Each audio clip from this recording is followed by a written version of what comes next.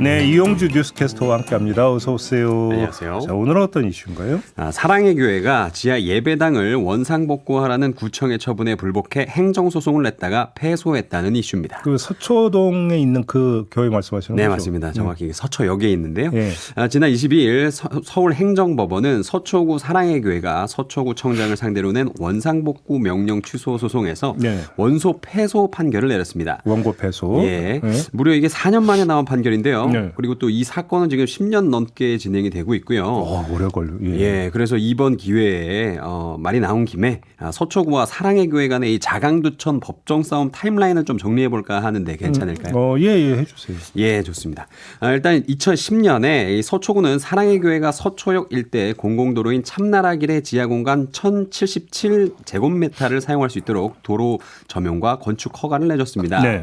그래서 지하 8층, 지상 14층의 초대형 교회가 서초역에 2013년 완공됐는데요. 네.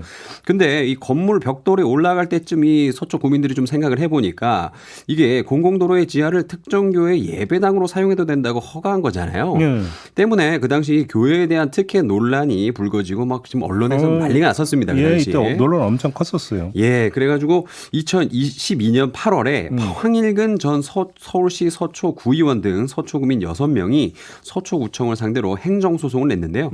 2013년, 2014년에서 이루어진 행정소송 1, 2심에서는 네. 도로 조명 허가권이 주민소송 대상이 아니라며 소송 각하 결정이 나왔습니다. 예. 그래서 그 당시 분위기는 그냥 이대로 서초역 지하를 교회가 쓰겠구나 뭐 이렇게 됐는데요. 근데 반전이 있었던 거죠. 예, 그렇죠. 근데 2016년 대법원에서 네. 도로 조명은 주민소송 대상이라는 1, 2심 원심을 파기하는 이 판단이 나왔습니다. 네. 때문에 사건이 다시 서울행정법원으로 돌아가게 됩니다. 예, 그러니까 대법원 판단은 공공도로는 주민의 것이다. 예, 그렇게 본 거죠. 네. 그래서 2017년과 2018년에 다시 이제 행정소송 1, 2심이 진행됐는데 네. 거기에서 모두 이 서초구청의 도로 조명 허가가 위법하다는 판단이 내려집니다. 네. 서초구청의 허가 처분이 재량권을 일탈, 남용했다고 본 건데요. 그리고 2019년 10월 재상고심에서 대법원은 사랑의 교회의 공공도로 조명이 위법하다고 최종 판단했습니다. 그럼 대법원 두 번 간 거네. 네, 그렇죠. 멀리도 갔습니다. 예. 그래서 판결 내용에 따라서 서초구청이 공공도로에 설치된 예배당 철거를 요구하는 등 원상복구 절차를 진행하자 2020년 사랑의 교회 측은 서초구청을 상대로 원상회복 명령을 취소하라는 행정소송을 또 제기를 하게 됩니다. 이 대법원 두 번 다녀왔는데 다시 사건이 법정으로 가게 된 거죠. 그러니까 소송 논리는 뭐였어요? 논리는 뭐였냐면 이 사랑의 교회는 서초구청의 원상회복 명령에 권한이 없으며 원상회복이 사회통념상 실현 불가능하다고 주장하면서 원상회복 명령 취소를 요구를 했는데요.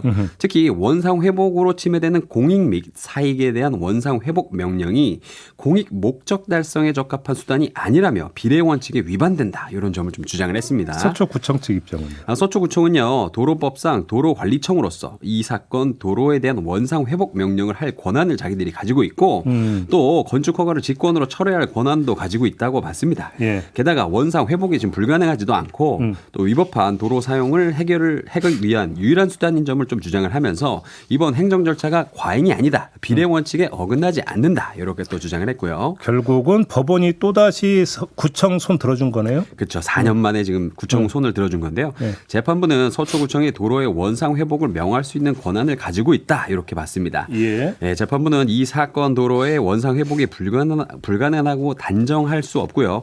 또 원상회복 명령 외에는 이 사건의 도로 조명 허가의 위법성을 제거할 방법을 찾아볼 수 없다. 이렇게 판단했는데요. 또 비례 원칙 위반과 관련해서는 원상회복 명령으로 인해서 침해되는 원고, 이 사랑의 교회의 사익이 원상회복 명령을 통해 달성하고자 하는 공익보다 크다고 볼 수 없다며 사랑의 교회 쪽 이 청구를 기각했습니다. 교회 쪽은 뭐래요?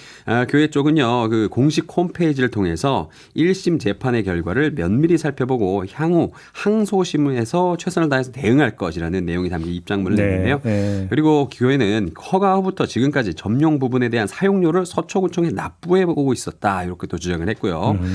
따라서 이 교회 생활과 건물의 안정적인 사용에는 전혀 변동이 없을 것 이렇게 덧붙이기도 했습니다. 아무튼 그럼 10년이 넘는 기간 동안 소송 좀 벌였고 네. 그 기간 동안 지하 예배당에서는 네. 계속 예배를 받고 네, 이렇게 그렇죠. 되는 겁니까? 그렇죠. 이 세계 최대의 지하 예배실입니다. 거기가 네, 심지어 이 기네스북에도 올라 있는데요.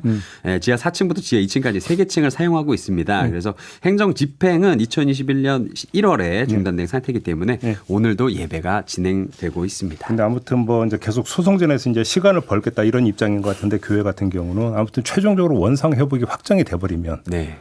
그거 어떻게 회복을 한다? 원상 복구를 어떻게 한대요? 그리고 땅을 묻어야 된다는데요. 덤프트럭이 몇 대가 왔다 갔다 해요. 네, 그래가지고 돈이 막 몇백억 든다 그랬는데. 그러니까요. 예. 알겠습니다.